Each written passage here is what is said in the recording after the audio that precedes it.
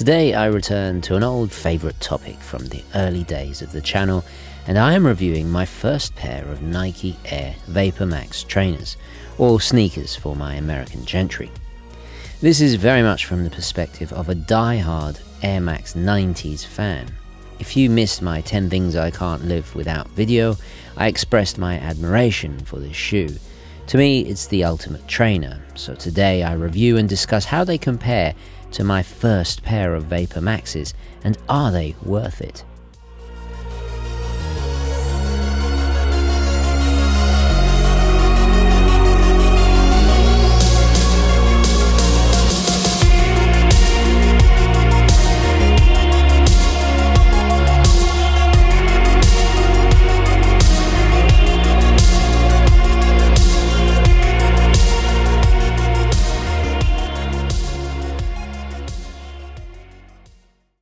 Okay, hi guys, and welcome to the show. Today, something slightly different.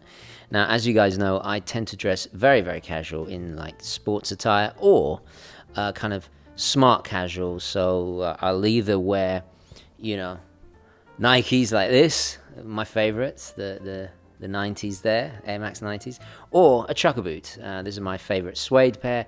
I like the leather ones for something a little bit more smarter. I'm not a suit and tie kind of guy. Oh, and I should do wristwatch check before I forget. The Fortis Cosmonaut, of course. If you missed my last Fortis review, do check it out. They are doing some crazy stuff. But anyway, I thought I'd discuss this because this is the VaporMax, and it's my first VaporMax. And I just thought I'd discuss it, from the perspective of a Air Max 90 lover there. Now, of course, as ever, a little bit of history to contextualize the importance of the Nike Air Max. The Air Max 90 is the third generation of Air Max. The very first Air Max was massively important and first released in 1987. It was the first shoe to ever employ the Air Max technology. As the name implies, all Air Max shoes feature one or more translucent pouches of pressurized gas embedded in the midsole that are visible from the outside. Got a drawing here that actually shows what a shoe could look like with a visible window in the heel. When the idea of exposing air started getting around at Nike, people started freaking out. People were like, oh, it's not going to work. It's impossible. Because you just couldn't understand how you were going to wear these shoes and those bubbles weren't going to pop. There were some people that didn't want them there. People thought this was going to bring down the company. Their stated purpose is to provide a superior cushioning to the traditional foam, along with reducing the weight. However, the effectiveness of this technology for this purpose is disputed. Nevertheless, the design was iconic, massively influential in the sneaker world, and innovative. In fact, Forbes magazine credited Tinker Hatfield as one of 100 most influential designers of the 20th century. To me, they just seem futuristic and good-looking, just as they did when I first lusted after them as a child. Especially, in my opinion, the Air Max 90s above all subsequent versions, which I feel have aged the best. Okay, now here they are. Now, before I get into that, check out this book. I got it on eBay from Japan. It is in Japanese, but what's great is the dates of things and the names are in English, so it's a great reference. And here's the shoes themselves. So I got this on eBay because they didn't have my size on the Nike website, so it worked out pretty well. I've used the authenticity guarantee for watches, as you guys know, and it just alleviates any kind of worry or concern about getting fake trainers, because these are rather expensive. Anyway, back to the rest of the video. As an 80s baby who grew up during the 90s in both the UK and Italy, Air Maxes are synonymous with London. The cool Italians I saw wearing them, but also its design. There's so many different colorway options and materials to choose from. They always fit my feet perfectly, and I actually do use them for jogging too. So they are practical aside from being great looking and comfortable. In fact, I always keep a fresh pair of all white Air Max 90s that I wear only at home and never outside, because sometimes a pair of slippers is just too casual. So what inspired this purchase? Well, it was last year's purchase of the Nike Air Max Plus here after I saw them being worn by Roman actor Riccardo Mandolini on a Netflix show of all places, right? So I've got them, and they are the comfiest shoe I ever have worn. So naturally, I wanted to see the next evolutionary step. The Air VaporMax was first released almost a decade later to the Air Max Plus in 2017. Unlike its predecessors, they are the first Air Max shoe to use no foam or rubber whatsoever in the midsole or outer sole. Instead, they use several entirely hollow air pouches, not connected to one another, and positioned in different areas in accordance with where the wearer's foot would naturally strike. Now, this is the most expensive trainer I have ever purchased, so I am somewhat skeptical to see if this revolutionary VaporMax sole is actually worth it.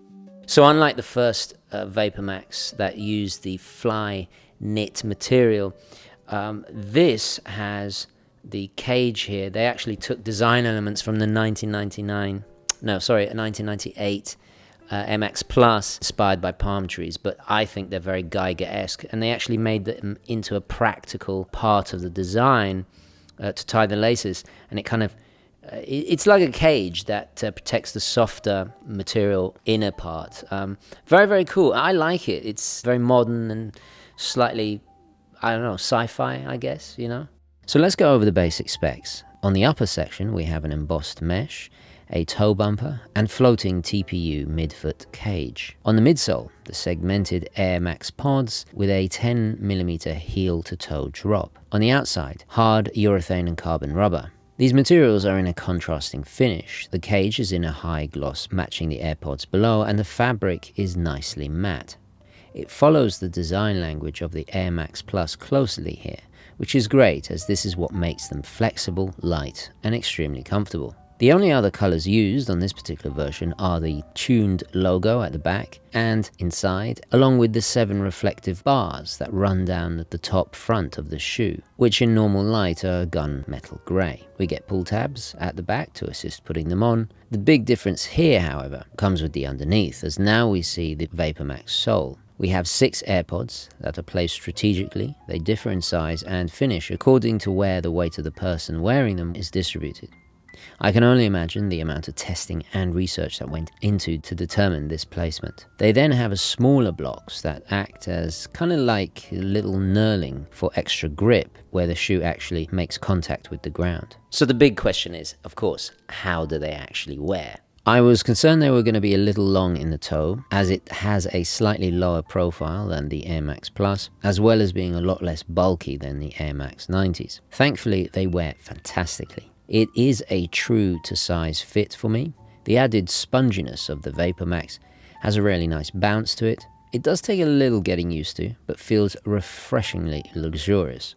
It's difficult to go back to non-VaporMax trainers afterwards, in fact. The main difference and advantage between the Air Max 90s and the Air Max Plus is mostly due to the fluidity of the upper part of the shoe not being as rigid. But combine this with the VaporMax sole, the flexibility is now even more because of the segmented AirPods. Therefore, the general comfort is increased dramatically. I never liked the Air Max 95s as they looked a little bit too much like hiking boots. I feared the more pronounced VaporMax sole would do the same thing.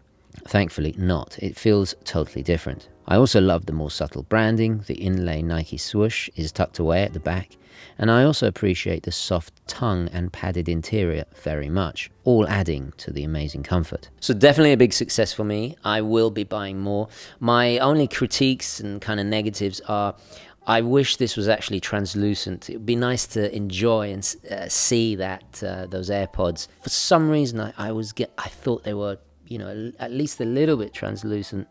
They're not at all. They're completely obsidian black. I guess that's colpa mia. I think the idea of completely being off the ground by little AirPods is so cool.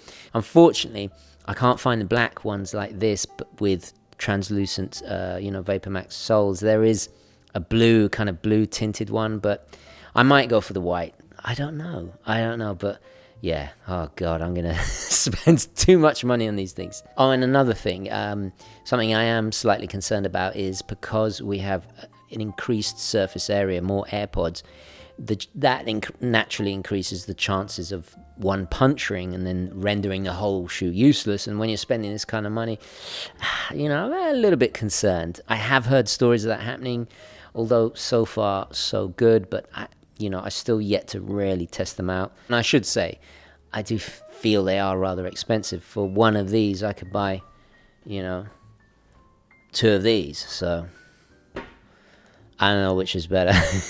It's like the one Rolex or an entire collection, the everlasting question, right?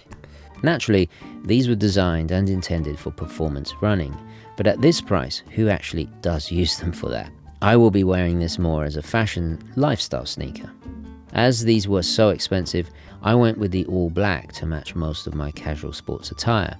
However, I have found them compelling enough to consider buying more in the future in different colorways. I find the red version a little too flashy for me, but I do like how the VaporMax sole looks see-through on them. So I may go with the all white, or just wait and see what new versions Nike come up with in the future. Alright guys, I'm going to leave it there. Let me know your thoughts, queries, comments, opinions, all the rest of it, especially your favorite trainers or favorite shoes actually. Do share that. Don't forget to like this video, very important indeed, and I will catch you in the next one. Okay, ciao.